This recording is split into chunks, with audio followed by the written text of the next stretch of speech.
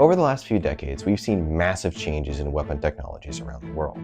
Missiles from the 1950s have nowhere near the amount of range or firepower as missiles of the modern era. All of these changes happen across pretty much every type of weapons platform, except for one notable outlier, being torpedoes. Or so you might think. Today we're going to be talking about an idea for a new type of torpedo system known as a supercavitating torpedo. What is this system, how does it fit into modern warfare, and what are the different systems currently in use is going to be the topic of today's video.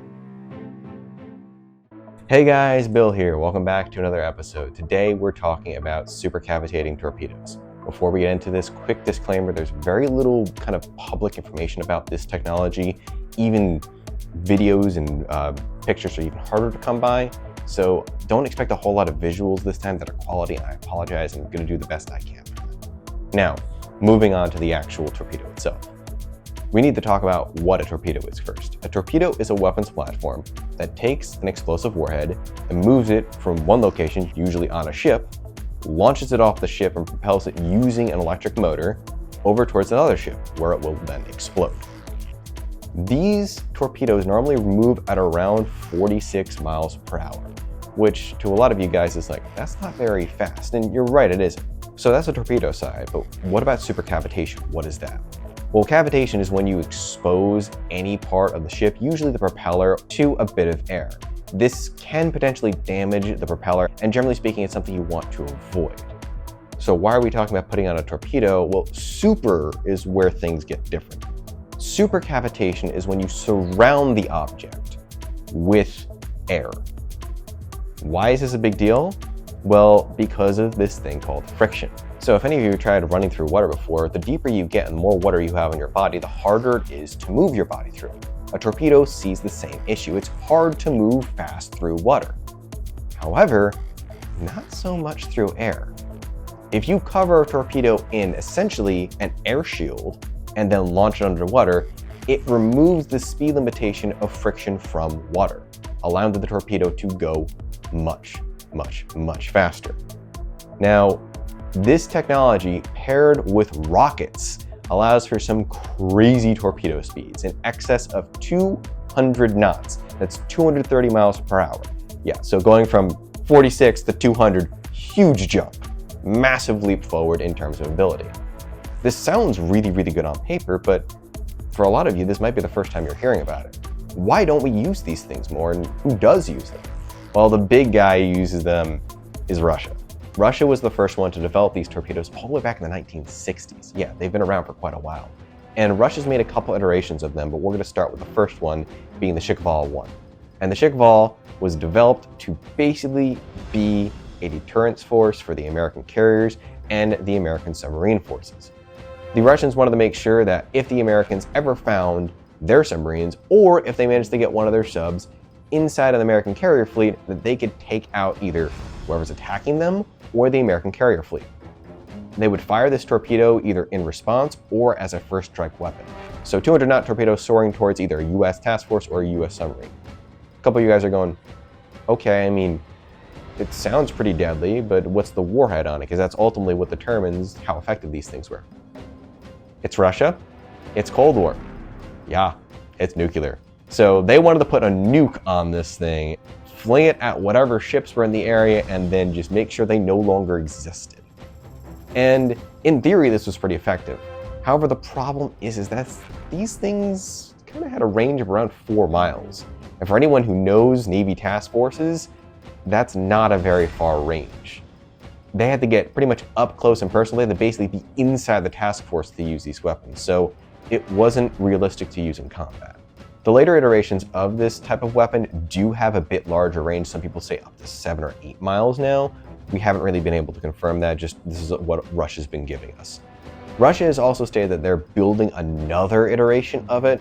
I forget the Russian full name, but I believe the translation is something along the lines of Predator or Raptor. So pretty much the Russians are still investing into this technology, seeing if they can extend that range. Now, they're not the only ones who have built this type of weapon. There is also a variation in Germany. However, it never got to mass production. This was the Barracuda, and supposedly it was able to go faster than the Russian Shkval, but we never really saw it in action, so we can't really say anything. Another group that made their own is the Iranians, and supposedly it's kind of a reverse engineered shipfall, and it is a little bit worse than the shipfall, but once again, not a whole lot of detail on this thing.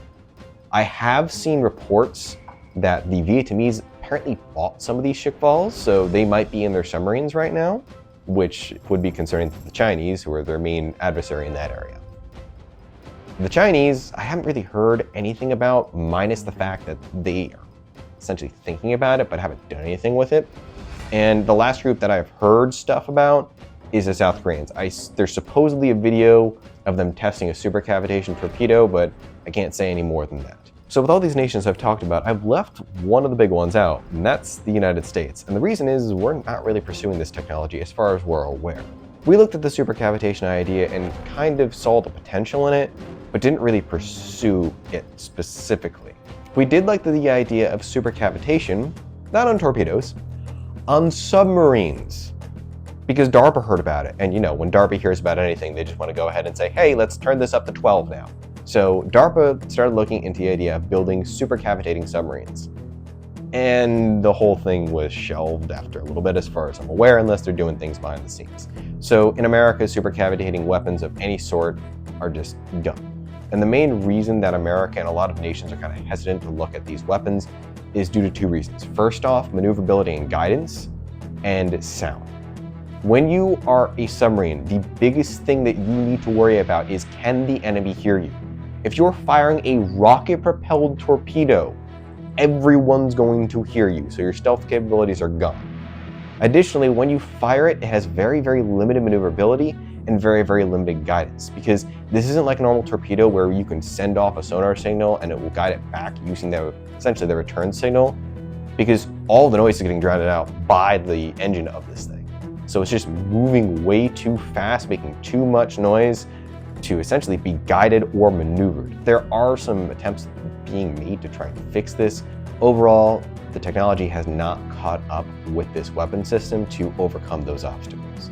So is it an effective weapon? It depends on who you are. If you're Russian, you say absolutely. If you're American, you say not really. So it kind of takes a pro and con there. But unlike a lot of other videos where I say there's a potential future for this weapon, I haven't really found that to be the case with this system. The only group I've heard that is continuously developing this weapon system is the Russians. They essentially are all in with this weapon system, with that Raptor I mentioned.